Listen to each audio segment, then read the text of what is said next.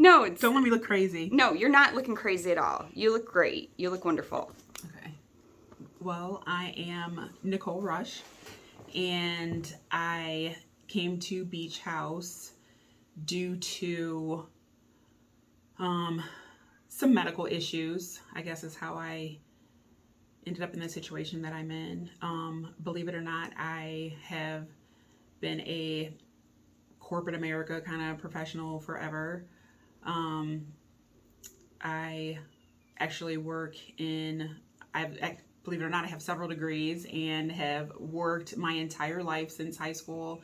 I went to the military straight out of high school and got my degrees in there. I went to Duke University while in the military doing a Green to Gold program, and I got a master's degree in finance. And then I also received so I have a bachelor's degree in business sciences, a bachelor's degree in psychology, a master's in international finance, and very, very, very close to a master's in abnormal psychology.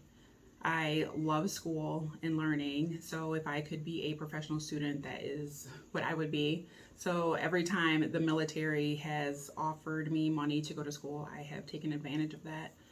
I'm a 10-year combat veteran, so I spent 17 months in Iraq during Desert Shield and Desert Storm.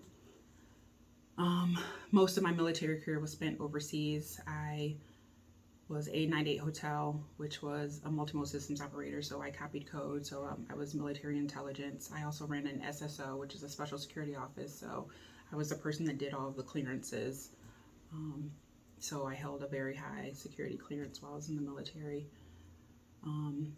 Spent a lot of time. I was in Korea, Japan, Germany, did a lot of TDYs to other areas due to the security aspect of my job.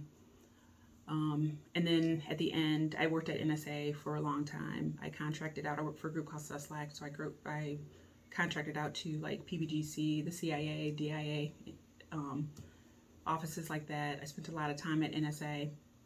I say a lot, sorry.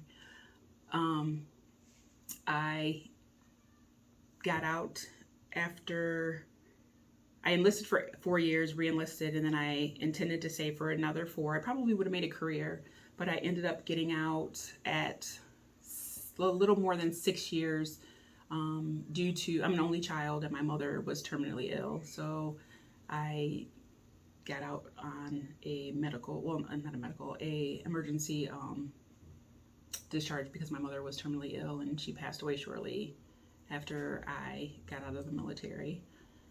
I got to spend a year with her at the end, but my mom was amazing. She was at everything for the military. She was awesome. I spent a lot of time, like I said, overseas, and my mom was the mom that everyone called for, how do you do laundry, and how do you do this, and how do you do that, and I remember silly things like OJ and being in Korea, and we all called my mom and sat on the phone with my mom, even though we were in Korea, my mom was in the States, and sat on the phone with her during the whole chase.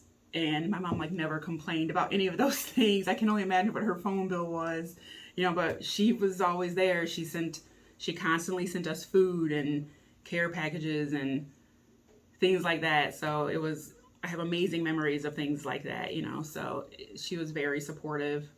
And so, like I said, I did get out in time to spend some time with her. We had, there were several times where the military was amazing and they sent me home when we had scares that my mom was, not going to make it, or she had emergency surgeries, and the military was amazing. Like I said, they sent me with, no questions asked. They got me home when I needed to get home. So then I did get out of the military, and the military paid for me to continue my education, and that I did. So I worked for several big companies. I stayed in Maryland for a long time after I got out. And then, like I said, I moved back here to help with my mom for that last year. And then I decided that I really needed some time after my mom passed away, I was her her main caregiver, so I needed some time that was not so stressful. I was a senior analyst at OI for a while, and it was stressful. I did a lot of traveling and things like that, so I decided I wanted to stay home. So I ended up going to Sunshine Children's Home, and I worked there for, more than 10 years. And I worked with severe behaviors, pedophiles, what they would consider the worst of the worst, which, I loved the individuals that I worked with, a lot of the clients that I worked with, they still call me today, and I talk to them, we visit them. They knew me before I married my husband, Jason. I met my husband, Jason, at Sunshine. They knew me before I had my daughter, and they, like I said, they are what the outside world or community would think of as, why do you even talk to those people, or why do you, they're monsters. They are people that I love, and I consider them my family. But I did that for a long time, and then I had my daughter. I'm late in life. I'm 50. My daughter is 12. But I had her, and then I went back to school for a long time, and then I ended up in the manufacturing field.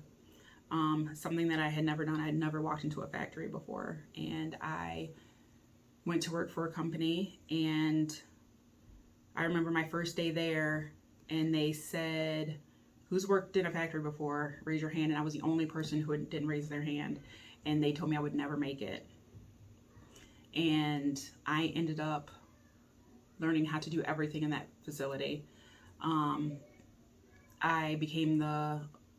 I started out on a line. I learned how to run every line in there. I ended up being afloat to run every line in there. I ended up doing shipping, quality. I ended up being the logistics manager and running the entire shipping department. I ended up being the liaison for all the other companies. I ended up writing contracts, pretty much running the company. I stayed there for a while, and then I left there, and I took another job as the vice president of operations and manufacturing, or operations and warehousing, which was my last job. I made a very, very, very good living there. Last year I made 6 figures by myself. And then in December, I started having some weird feelings in my leg, and went to the doctor, and they told me I had fibrous dysplasia. I couldn't walk a lot. They were afraid that if my leg broke, which it could with just a step, it would shatter and it would be devastating. There would be no fixing it. If that happened, they would have to amputate. Part of my job is walking. I came from a facility that was 1 million square feet, and I did everything. The owner of the facility lived in North Carolina, so I ran the entire company. So it's warehousing. We ship, receive, and store. So I couldn't work, So for the last year, I've done nothing but constant doctor's appointments. I have some neurological issues going on. During that, they found out that I had rheumatoid arthritis, and some other issues that caused me to, I'm going to tell you this, I'm supposed to be in a wheelchair. I don't use it, which is horrible, but I feel like it limits me. I have crutches for pain management. So a lot of limitations that cause me to be unable to work. But due to my income, or what they see from last year, and because I'm technically still employed and an officer of the company, I don't qualify for unemployment, disability. I don't qualify for any government assistance. And so for the last year, we've lived off nothing but my savings. And that is about done. We have vehicles, rent, phones, insurance, just the regular day-to-day. We're not a family that has lived above our means by any stretch of the imagination. We just live in a regular place. We just drive regular cars, all of that.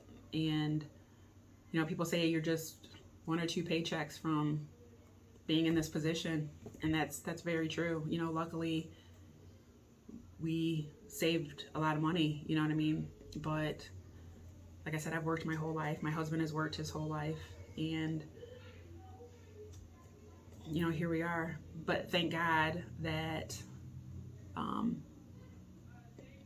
I just happened to walk into the VA, and well, let me step back just a little bit. We had lined up a place to live. We were moving. We found a house, and the guy that owned the house said, "Yeah, I'm going to do all these things. You know, in 2 months, you guys will be able to move into this house." We said, "Okay, great." Well, when it came time to move into the house, he had not done any of the things. In fact, he had been using the house as a kennel. So you can imagine what the house was like.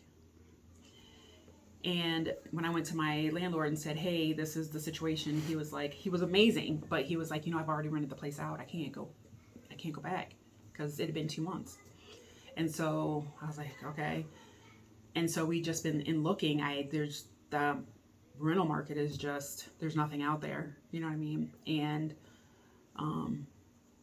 so I went to the VA saying, "Hey, I have a down payment. I have security deposit. I just cannot find a place. Is there anyone that can help me?"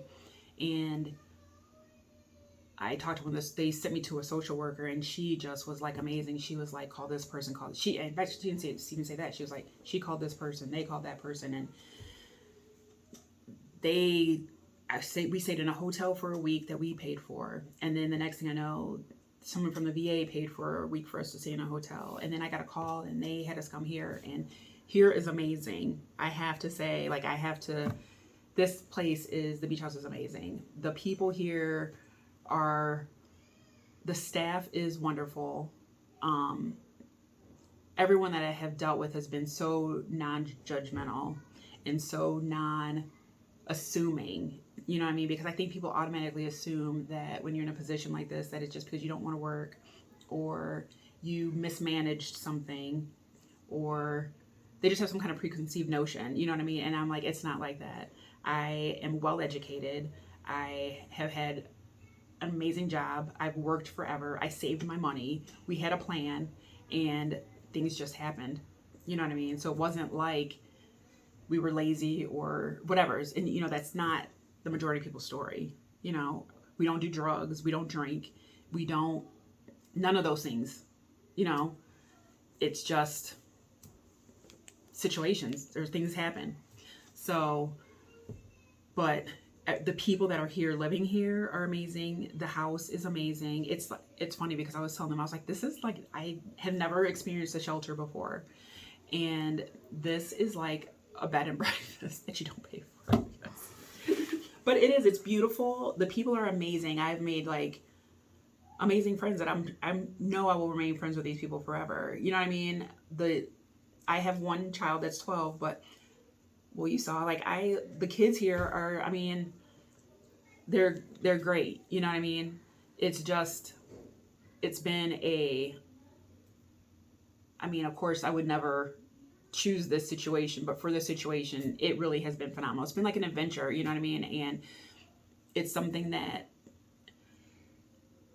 I guess it's been an unforeseen blessing, because I think all of us need to be, not that we thought we were better or above or anything like that, but everyone needs to be humbled in some way, even when you already are humble. You know what I mean? I think it's still a good thing to just always be reminded and always be grounded and always just have that little, you know what I mean? I don't know. It's been amazing just to be reminded of just where you are, and that there are amazing people out there, and there are people just willing to help. And sometimes, as a veteran, I always hear, thanks for your service, and I do appreciate that. And I feel that towards all my brothers and sisters who have served. I thank you for your service, and the wives and husbands and family members of veterans. Thank you for your service, because that's got to be even more difficult.